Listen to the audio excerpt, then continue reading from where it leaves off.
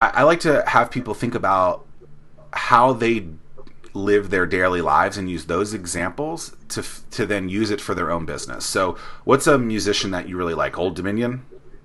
I do like it, Right, yeah. right. And so you've listened to Old Dominion over the last, I don't know, 5 years or so, Sure. right? And when you saw them in concert, what, 3 months ago, roughly? 2 months ago, something like that? Yeah, in January. Okay. And they played a show. How many? They played a show, right? Hmm. And they played a show in, let's just say, Cheyenne, Wyoming. Let's say that's where you went and saw them, in Cheyenne, Wyoming, right? So Tim Ryan goes to Cheyenne, Wyoming to watch Old Dominion play a show. When they go to play Reno, Nevada the next night, guess what they're doing? Same show. Playing the exact same show, right? So what I think most people don't recognize in this is that the content is the constant, and the variable is actually the audience. So what you just said is, people don't recognize, even people that I'm close to, even people that I talk to on a regular basis, didn't even see this, because all too often the producer of that material, content, marketing, advertising, campaign, whatever, is actually changing the material too frequently, and the audience is also changing too frequently, that there isn't enough in the cycle for that repetition to actually hit.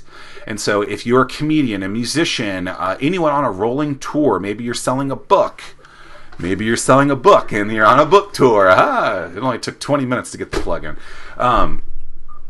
You have to be thinking about the frequency that it takes for someone to see that material. And so I saw the last thing that I saw in person was Joe Coy, I think in January. He's a comedian. He's funny.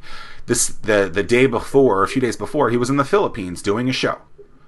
He gave that exact same show, roughly, Hmm. that he did in Norfolk, to then the next day in DC as my guest, to then Baltimore, to New York, Philadelphia, whatever.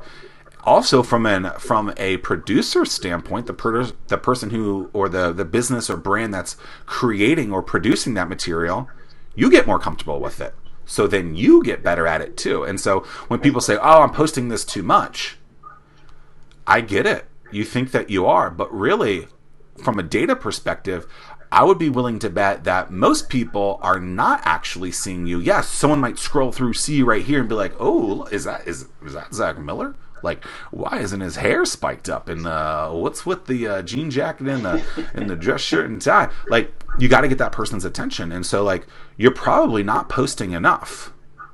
And so you need to get that message out there more frequently, more often. Maybe not the exact. Don't I don't think we're saying don't post the exact same thing every single day, but how can you take a very similar concept and distribute it in many different ways to say something similar over and over and over and over again? And I think that's very important, and most people need to be thinking about that.